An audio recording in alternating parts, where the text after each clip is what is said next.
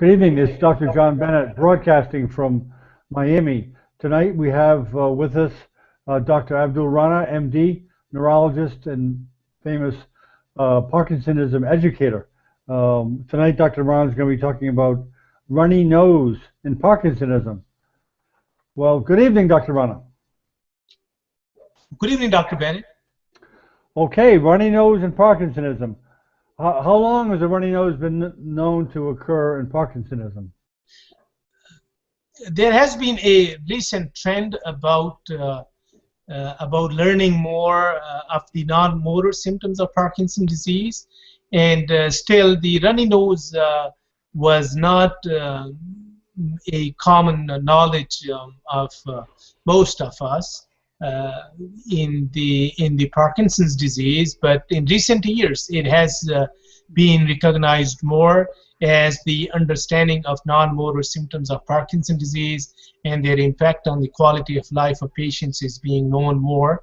So it is a autonomic symptom of Parkinson's disease and has it could have a serious impact on patients' quality of life. And with increased understanding of non-motor symptoms and autonomic dysfunction in Parkinson's disease, this has also come to a greater understanding. So it is now usually recognized by most people, and most Parkinson's clinics screen patients for this. And in some of the recent reports, the prevalence of runny nose has been reported up to 24 to 50%. Although there is no self-perceived reduced sense of smell in these patients, but there have been some reports suggesting that the runny nose could have some association with loss of sense of smell as well. Mm-hmm. Very good. What is the cause of the runny nose in Parkinsonism? Runny nose is likely due to the impaired sympathetic control over the nasal mucosa, and when the sympathetic control is impaired, the parasympathetic activity becomes more, and it becomes unopposed. So due to this unopposed parasympathetic activity, patients feel the runny nose, and they have more nasal discharge, and not a lot of medications have been studied in this patient population, but it could be helped with some anticholinergic medications, although it's a very disabling symptom in some cases, because patients may have this while eating or when they are in social gatherings. But unfortunately, it still remains somewhat understudied and undertreated, although increased recognition is taking place. But still we see patients who don't report runny nose themselves, or who don't consider runny nose a symptom of Parkinson's. And when you screen them or ask them, some patients feel that this is an irrelevant question to Parkinson's disease, and they feel that this could be just due to some nose-related ENT conditions, and they might ignore that. So we want patients to know more about these symptoms so that they can bring out this in the attention of their neurologist or whoever the physician they may be seeing. What are the social implications of a runny nose in Parkinsonism? Rhinorrhea could be a very disabling symptom in some patients, and some of the studies have reported that it is about 5 times more common in Parkinson's patients as compared to other people.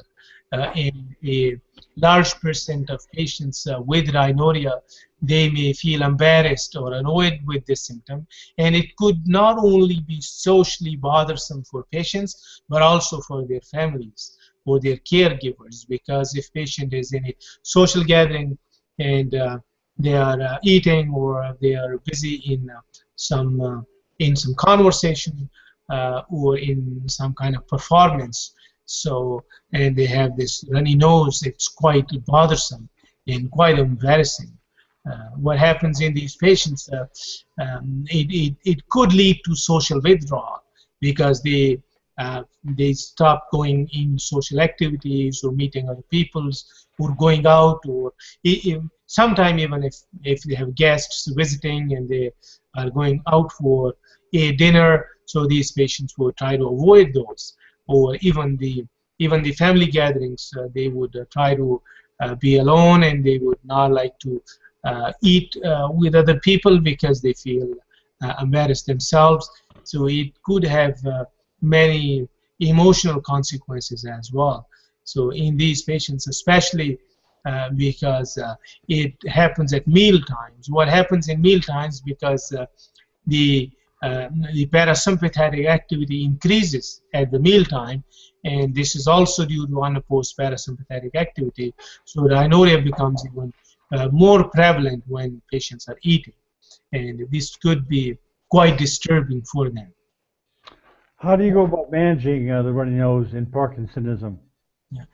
Managing this could be a challenge in some cases because it may not improve with dopaminergic medications, so you have to look for other causes to rule out any ENT-related causes such as rhinitis or some allergic reactions, etc.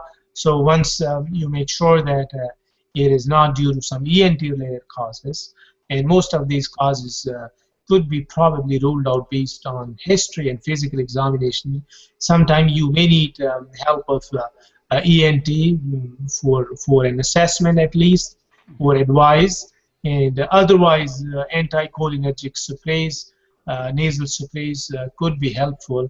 They could be used few times a day, just local application in the nose, and you would report that you would see that this would at least partially improve. It may not completely relieve it, but at least it would improve their quality of life. In research studies, they use the scale SNOT-22. In this scale, you assess the patient and you apply the drug, and then you assess it again. You can use that scale in daily practice as well, if possible. So it's very important that these patients get screened, assessed properly, and this problem should be addressed. How can you mentioned a few instances of management, but overall, how can you manage the runny nose? Do you give things like neosynephrine and that kind of thing? You could give nasal sprays like ipratropium or type of, which have anticholinergic activity, so they could be locally applied, and that would cause the discharge from the like the engorgement. You have to decrease the vascular engorgement, and so because that is the cause. What happens in the nasal mucosa, there is a vessel engorgement, and there is extravasation of this fluid which flows. So when you apply the anticholinergic drugs, so that vascular engorgement decreases, and therefore the fluid extravasation would decrease. So I find ipratropium nasal spray quite helpful in these patients. Very good. Anything else to add to wrap up runny nose and Parkinsonism, Dr. Rana? I've seen quite a negative consequences of this on patients. Patients are very disturbed. Some patients, it is disturbing indeed. It's a symptom which is very obvious. Other people can see it. If you compare this with some other symptoms like bradykinesia, or so those symptoms can be seen because you're sitting unless you walk or something. But this is a symptom which other people, when they're visiting, or even family members, notice. So they could have a lot of negative consequences on patients. And I think screening and addressing this symptom is quite important. And patients should use these type of treatments before social engagements. And they should also keep a handkerchief or tissues on hand so that in case they have this type of problem during the social engagement, they could manage it. So I think screening and addressing this becomes very important because of the negative consequences on not only the physical well-being but also the emotional aspect of this is quite serious. Okay, very good. That wraps up runny nose and Parkinsonism. Thank you very much for coming out tonight, and we'll be seeing you tomorrow night. Thank you, Dr. Rana. Good night. Okay, Dr. Ben. Good night.